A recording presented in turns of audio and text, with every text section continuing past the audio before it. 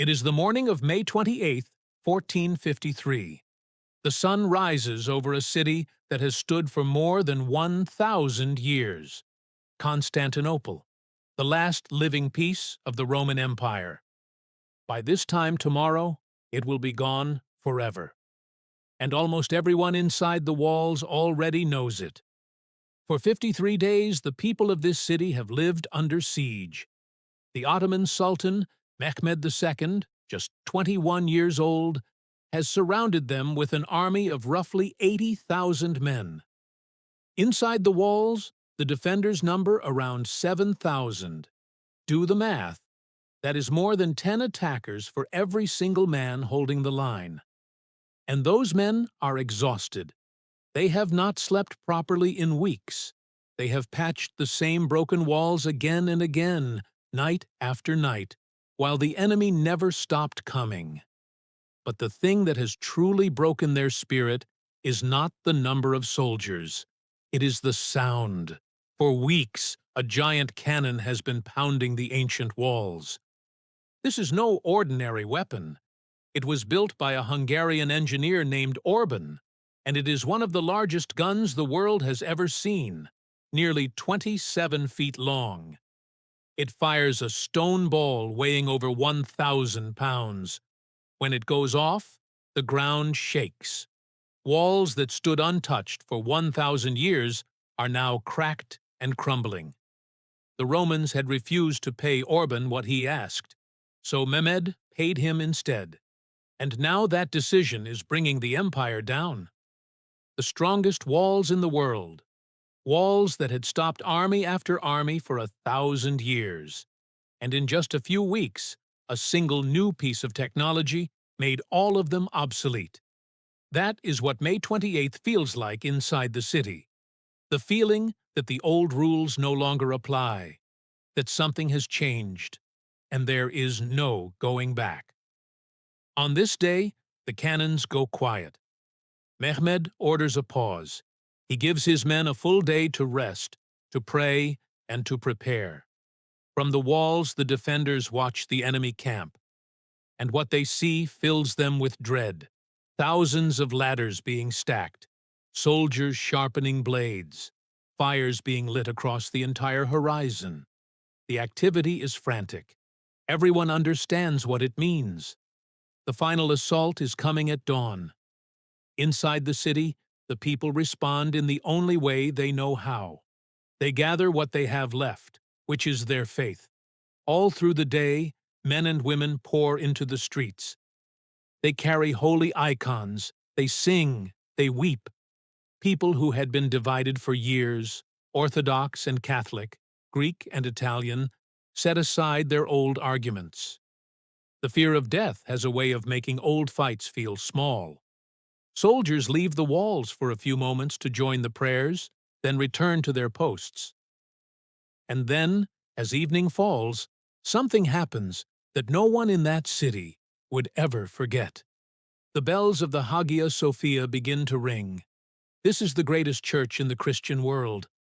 For nearly 1,000 years it has stood at the heart of the empire, its massive dome rising over the city like a second sky. And on this night, the people come. They fill it completely. The crowd is so large that men and women press shoulder to shoulder beneath the great dome where emperors have worshipped for centuries. Then the emperor arrives. His name is Constantine XI Palaiologos. He is the 11th emperor to carry the name Constantine, the same name as the man who founded the city itself. He knows the weight of that. He knows that if the city falls, it falls on his watch, after 1,000 years. Constantine walks into the Hagia Sophia not as a ruler giving orders, but as a man preparing to die. He kneels. He prays with everything he has. Then he does something remarkable. He goes to each of the priests and bishops in the church, one by one, and he asks them to forgive him, to pardon him for any wrong he has ever done. This is a man putting his soul in order. Then he receives communion, the holy sacrifice offered in that church for the very last time. When he turns to leave, the entire congregation breaks down. The huge church echoes with the sound of weeping. Men sob aloud, women wail. And the emperor, visibly shaken himself, walks slowly out of the church his ancestors had built as a monument to their glory. He will never see the inside of it again. But Constantine is not finished. Late that night, he gathers his commanders. These are the men who have stood beside him through 53 days of hell. Greeks and Italians like the brave, Commander Giovanni Giustiniani, who came from Genoa with his own men to help defend a city that was not even his own. Constantine looks at them and gives his final speech. He tells them to be ready for the morning. He tells them that with the strength God has given them, they will force the enemy to leave in shame. And then, just as he did with the priests, he asks his commanders to forgive him for any wrong he has done them. What happens next is described in the Chronicles as something almost unbearable to witness. The men embrace one another.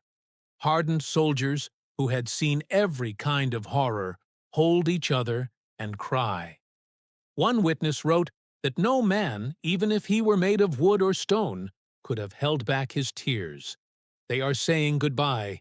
They know that most of them will not live to see another sunset.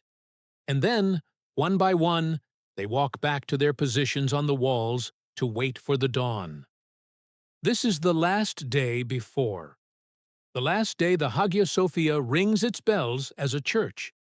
The last day the Roman Empire, in any form, still breathes. The last full day of a world that had lasted longer than almost anything in human history. At dawn on May 29th, the attack comes.